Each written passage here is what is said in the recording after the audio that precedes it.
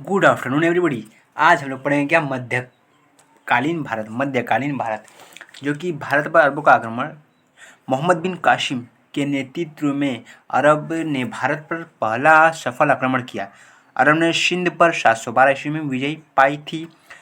अरब आक्रमण के समय सिंध पर दाहिर का शासन था। भारत पर अरबवासियों के आक्रमण का मुख्य उद्देश्य धन दौलत लूटना तथा इस्लाम धर्म का प्रचार प्रसार करना। महमूद गजनबी 932 ईस्वी में अल्पतगीन नामक एक तुर्क सरदार गजनबी सम्राट की स्थापना की, जिसकी राजधानी गजनी थी।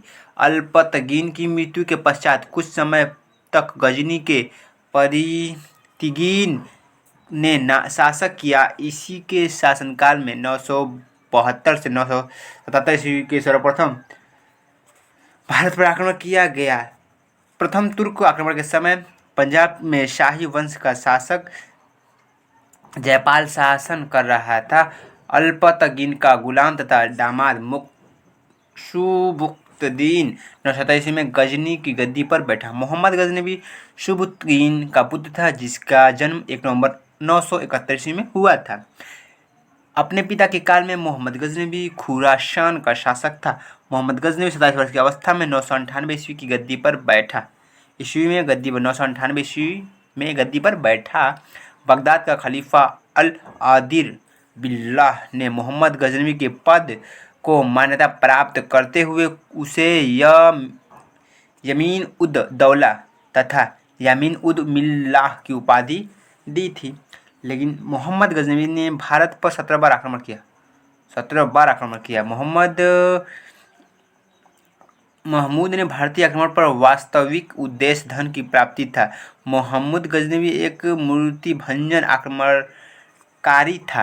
मोहम्मद गजनबी के प्रथम आक्रमण भारत पर 1000 ईस्वी में किया था। पेशावर के कुछ भागों पर अधिकार करके वह अपने देश लौट गया। लेकिन फिर मोहम्मद गजनबी ने 101 ईस्वी में शाही राजा जयपाल के विरुद्ध आक्रमण किया था। इसमें जयपाल की पराजय हुई थी। महमूद गजनबी का 108 ईस्वी में नगरकोट के विरुद्ध हमले का मूर्तिवाद के विरुद्ध पहली महत्वपूर्ण जीत बताई जाती है। मोहम्मद गजनबी ने थानेसर से चक्र स्वामीन की कांस्य निर्मित आदमकद प्रतिमा को जगनी भेजकर रंगभूमि में रखवाया। मोहम्मद गजनबी का सबसे चर्चित आक्रमण 1024 ईस्वी में सोमनाथ मंदिर सौराष्ट्र पर हुआ।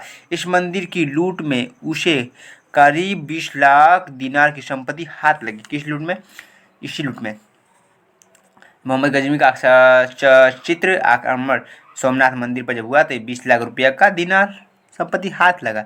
सोमनाथ की रक्षा में सहायता करने के कारण निहलवाड़ के शासक पर मोहम्मद ने आक्रमण किया।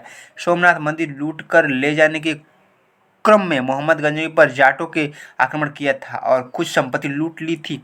मोहम्मद गजनबी का अंतिम भारतीय आक्रमण 1027 ईस्वी में जाटों के विरुद्ध था। मोहम्मद गजनबी की मृत्यु 1030 में हो गई। 1030 में हो गई। सुल्तान की उपाधि धारण करने वाला प्रथम शासक मोहम्मद गजनबी था।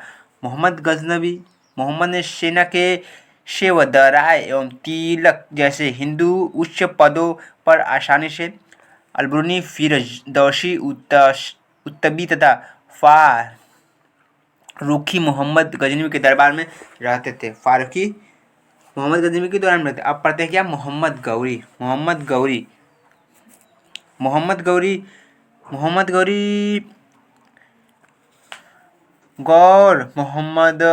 महमूद गजनबी के अधीन एक छोटा सा राज्य था। 1173 ईस्वी में शहाबुद्दीन मोहम्मद गौरी का शासक बना। इसमें भारत पर पहला आक्रमण 1175 ईस्वी में मुल्तान के विरुद्ध किया था।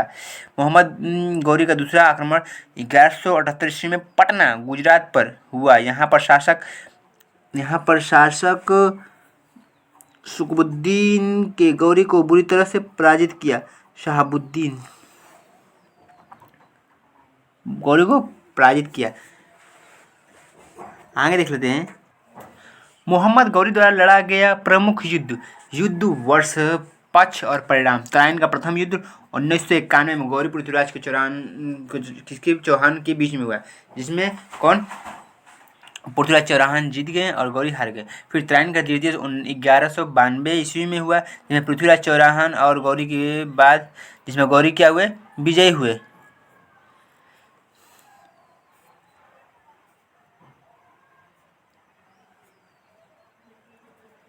फिर उसके बाद चंदार का युद्ध 1194 गौरी एवं चंद के बीच में, जिसमें गौरी विजयी हुए। इसके बाद नूरतराइन के प्रथम युद्ध के पृथ्वी चौहान को सेनापति शकंद था। मोहम्मद गौरी भारत में विजयी प्रदेशों पर शासक का भार अपने गुलाम सेनापति के सौंपते हुए गजनी लौट गए। मोहम्मद गौरी की हत्या 15 अगस्त 1286 में कर दी गई। लेकिन इसके बाद आता है गुलाम वंश। गुलाम वंश जो कि गुलाम वंश की स्थापना 1206 में कुतुबुद्दीन ऐबक ने किया था। गुलाम वंश की मतलब कुतुबुद्दीन ऐबक ने किया था। गुलामों की फारसी में बांदगा कहा जाता है तथा इन्हें सैनिक सेवा के लिए खरीदा जाता था। इसके बाद कुतुबुद्दीन ऐबक ने अपना राज्याभिषेक 24 जून 1206 को किया। कुतुबुद्दीन ऐबक ने अपनी राजधानी लाहौर में क्या की थी, बनाई थी। कुतुबुद्दीन की नींव कुतुबुद्दीन ऐबक ने डाली थी। कुतुबुद्दीन ऐबक ने डाली थी। दिल्ली का कुव्वत उल इस्लाम मस्जिद एवं अजमेर कढ़ाई का झोपड़ा नामक मस्जिद का निर्माण ऐबक ने ही करवाया था। कुतुबुद्दीन ऐबक को लाखों का दान देने वाला भी कहा जाता है। कुतुबुद्दीन को लाखों का दान देने वाला भी कहा। इसी में लिखा है आपको कोने में, मंगोल वंश। मंगोल चीन के उत्तर में गोबी किर्गिस्तान के निवासी थे। वह एक घूमते फिरने वाले आर्द्र सभ्यता जाति थी तथा इनका मुख्य पेशा घोड़ा और अन्य पशु का पालन करना था। वे बहुत गंदे रहते थे तथा सभी प्रकार का मांस खाते थे। उनकी स्त्री विषयक नैतिकता का सर्वथा अभाव था, यद्यपि माँ का सम्मान करते थे। अच्छा,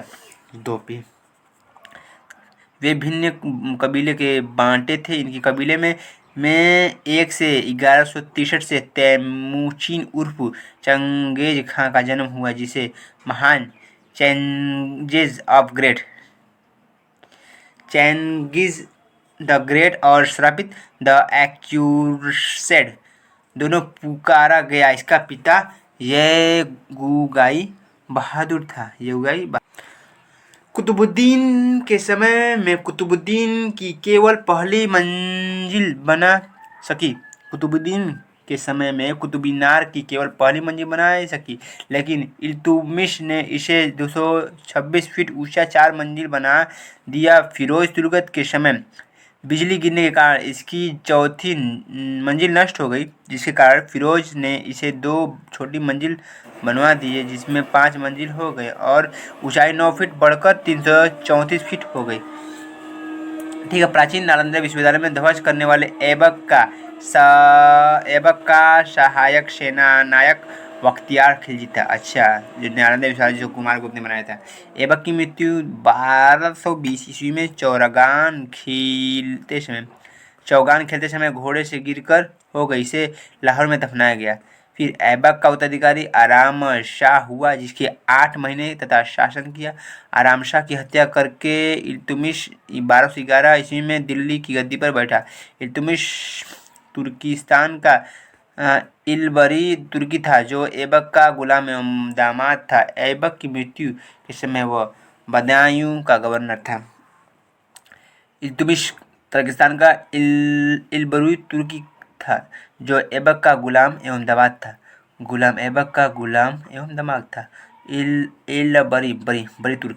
बड़ी तुर्क जो गुलामर वो था। आपको फिर यहाँ लिखा हुआ है इल्तुतमिश के महत्वपूर्ण कार्य, जैसे इल्तुतमिश के महत्वपूर्ण कार्य। पहला, कुतुब मीनार के निर्माण को पूर्ण करवाया। इल्तुतमिश ने सबसे पहले युद्ध अरबी सिक्के जारी किए। चांदी के टंका एवं चांदी का टका तथा तांबे का जीतल इक्त प्रणाली चलाई। इक्का पढ़ाई चलाई, 40 गुलाम सरदारों का संगठन बनाया और तुर्क ए चिहलगानी के नाम से जाना गया। सर्वप्रथम दिल्ली के अमीरों का दमन किया। सर्वप्रथम दिल्ली ने अमीरों का दमन किया। हाँ, बड़ी बड़ी बड़ी इलबरी तुर्क जो है गुलाम और उसके बाद इल्तुतमिश लाहौर की राजधानी को स्थानांतरण करके दिल्ली लाया। इसने ही सुल्तानी का निर्माण देहली एक कुरान के निकट करवाया था। इल्तुतमिश पहला शासक था जिसने 1229 ईस्वी में बगदाद के खलीफा के सुल्तान पद की वैज्ञानिक स्वीकृति प्राप्त की। इल्तुतमिश की मृत्यु अप्रैल 1236 ईस्वी में हो गई। चंगेज खां के सबब से बचने के लिए ख्वारिज्म के सम्राट जलालुद्दीन को इल्तुतमिश ने अपने यहाँ शरण नहीं दी थी। इल्तुतमिश के बाद इसकी पुत्री रुकनुद्दीन फिरोज गद्दी पर बैठा। वह एक अयोग्य शासक था। उसके अल्पकालीन शासक पर उसकी मां शाह तुर्कान छाई रही। शाह तुर्कान ने अवांछित प्रभाव के परेशान होकर तुर्की अमीरों के रुकनुद्दीन को हटाकर रजिया की सिंहासन पर आसीन किया। इस प्रकार रजिया बेगम प्रथम मुस्लिम महिला की जिसने शासक की बागडोरी संभाली। रजिया ने प्रदा प्रथा का त्याग व पुरुष को तरह चोंगा काबा एवं कुल्लाह टोपी पहनकर राज दरबार में खुले मुंह जाने लगी। रजिया ने मालिक जमालुद्दीन याकूब को अमीर एवं अखूर घोड़े का सरदार नियुक्त किया गया। गैर तुर्कों की सामंत बनाने के रजिया ने प्रयास की तो तुर्की अमीर विरुद्ध हो गए और उसी बंदी बनाकर दिल्ली की गद्दी पर मुइनुद्दीन बादशाह को बैठा दिया। रजिया की शादी इल्तुतमिश के साथ हुई, जिसकी शादी करने के बाद रजिया ने पुनः गद्दी प्राप्त करने का प्रयास किया, लेकिन वह असफल रही। रजिया की हत्या 13 अक्टूबर 1240 ईस्वी को डाकुओं के द्वारा कैथल के पास कर दी गई। बहराम शाह को बंदी बनाकर उसकी हत्या मई 1242 में कर दी गई। इसके बाद दिल्ली का सुल्तान अलाउद्दीन शमशुद शाह बना। बलबन के षड्यंत्र के द्वारा 1246 ईस्वी में अलाउद्दीन मसूद शाह को सुल्तान के पद से हटाया, नासिरुद्दीन मोहम्मद के सुल्तान बना दिया। नासिरुद्दीन मोहम्मद ऐसा सुल्तान था जो टोपी सीकर अपने जीवन निर्वाह करता था। मोहम्मद बलबन ने अपनी पुत्री का विवाह नासिरुद्दीन मोहम्मद के साथ किया। बलबन का वास्तविक नाम बहाउद्दीन था। इस इल्तुतमिश का गुलाम था तुर्की ए चिराग